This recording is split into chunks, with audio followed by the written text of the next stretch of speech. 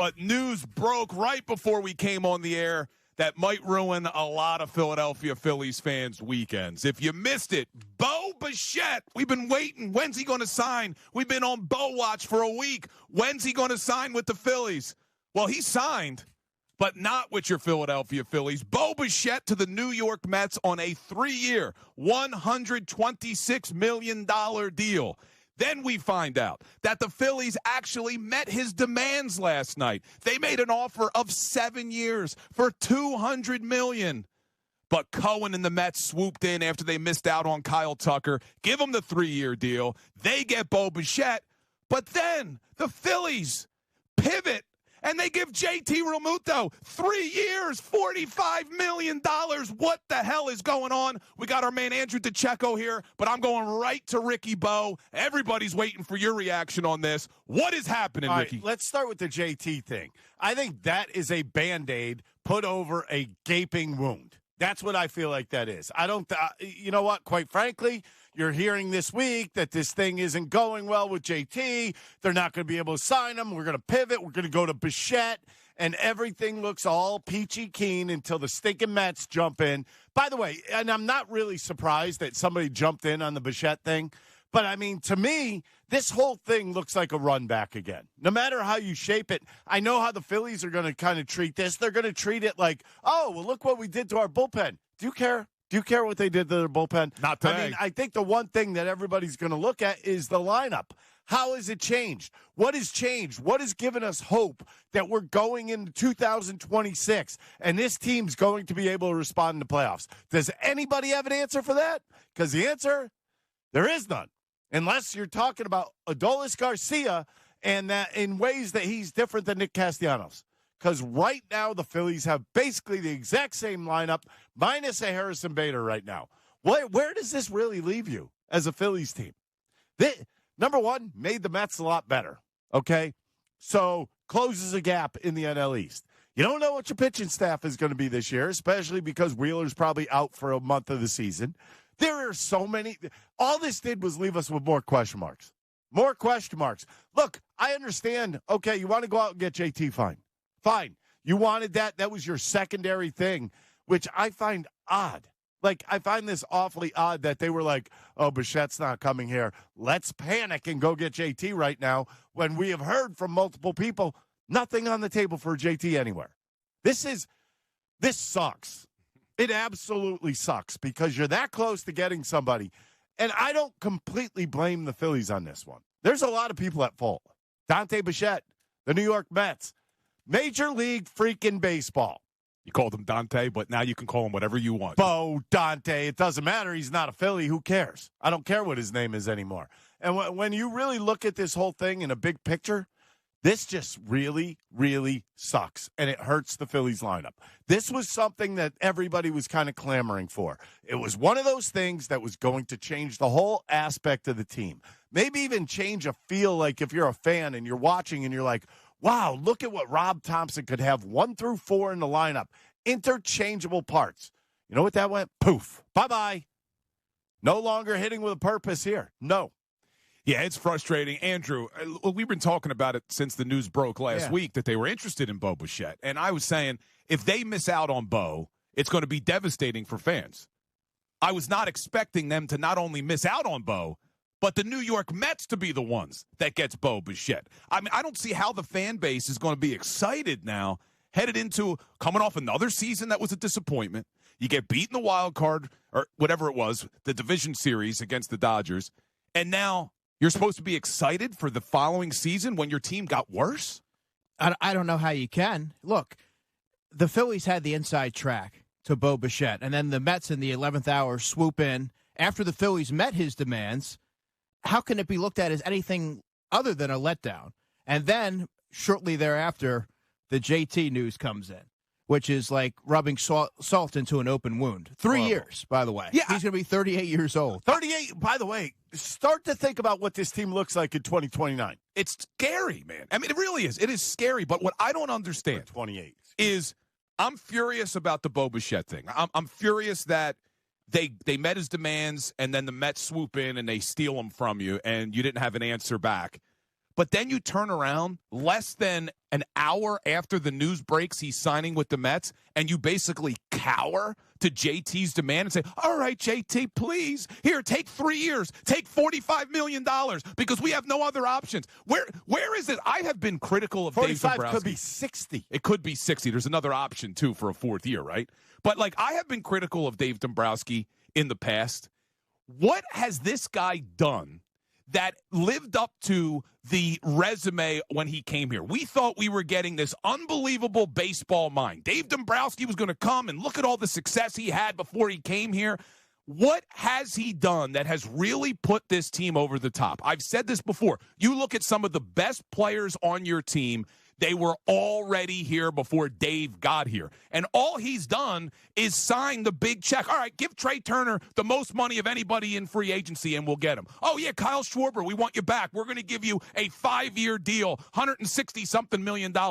I could do that. You could do that. He's signing big checks. When it comes to getting something done where you got to be creative, like this Bo Bichette thing, or you got to call J.T. Realmuto's bluff, Dave Dombrowski has proven to not be this masterful mind. I mean, what is he doing giving J.T. 3 years, $45 million? What is he doing letting the Mets swoop in and steal him? That's a desperation move. Look, yeah, it is. I could understand.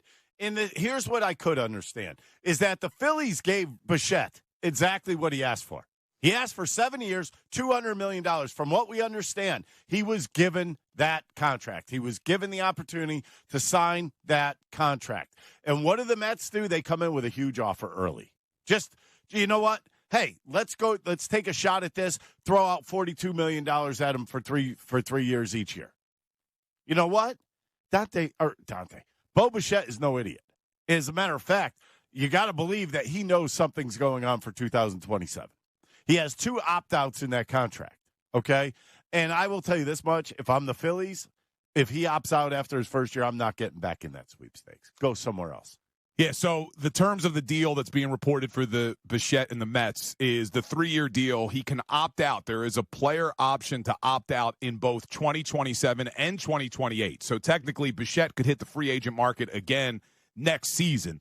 But as Ricky's pointing out, there could also be a lockout in 2027. And I do want to have that discussion a little bit later about whether or not MLB needs a salary cap. But before we turn our focus to that, I still need to continue to vent about this Phillies team, because what do they do now? All right, so they pivot to JT Realmuto.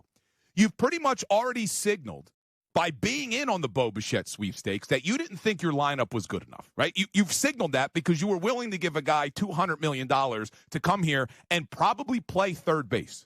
He's going to the Mets to play third. So you've already signaled to your team, Dave Dombrowski, that we don't have a good enough lineup, and we don't believe in our third baseman in Alec Bohm.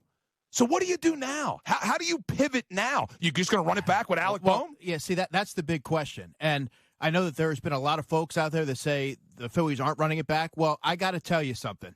This is the definition of what running it back means. And I don't know where you go from here, Bill, but this is an aging team with a limited ceiling.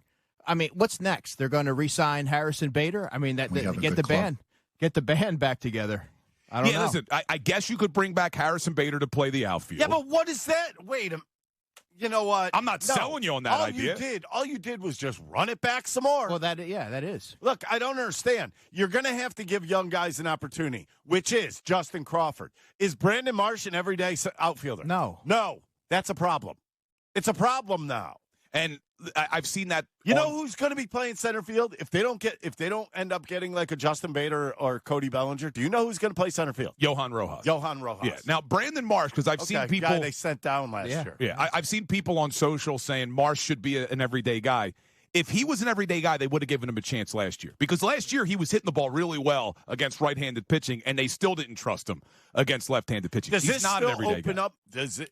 Well, I'm sure we're going to sit here. We got a good club. We really bolstered the bullpen. That's what we're going to hear. That's going to be their storyline going into the season. Oh, yeah. There are question marks in the rotation. We know that. We're going to go over all this. We have a long show, but I am fired up right now. I don't like what happened. Not necessarily, like I said, not necessarily blaming the Phillies, but man, they didn't see this coming. After Kyle Tucker goes and signs for $60 million a year with the Dodgers. This game is headed for a disaster, period.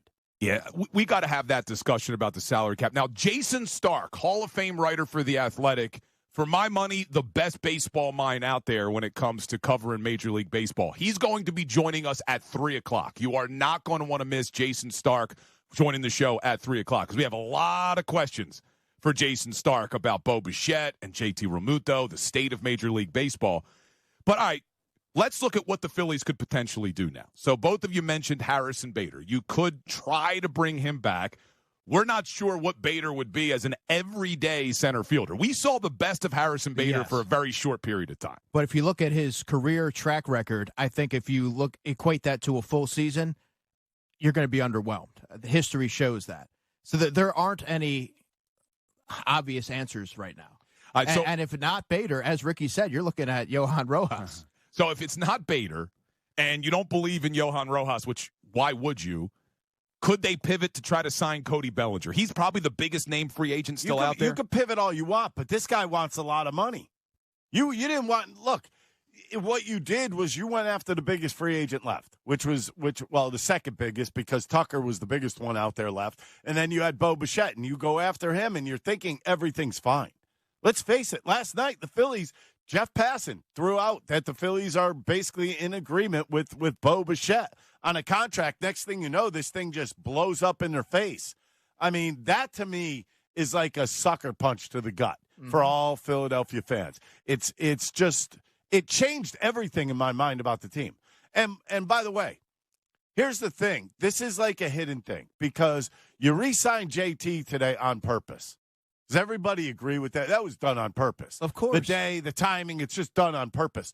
You're going to tell me that you couldn't get that contract done a month ago? I guess they were saving the money for Bichette. To me, that read... Then why would JT come? Because he has no other suitors. This is how I read it. We couldn't get this done, but we got this done for you. That doesn't do anything. No, for but that's what the organization was trying to pull. That's how I read it. I think you're right, Andrew, and I think that's a terrible read of your fan base. Like, hey, we missed out on the guy that has been rumored to be coming here for the last week, but we're bringing back a 35-year-old catcher, and not only for a year or two. We're getting him for 3 years, $45 million. He's going to be 38. Look, we all love JT Realmuto. This is not a shot at JT.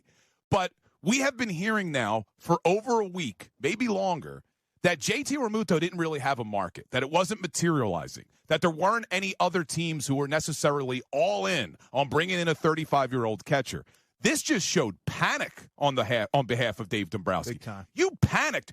Bo Bichette signs with the Mets, and then within minutes, literally within minutes, you're on the phone with JT. Hey, we'll give you that 3-year, $45 million deal, JT.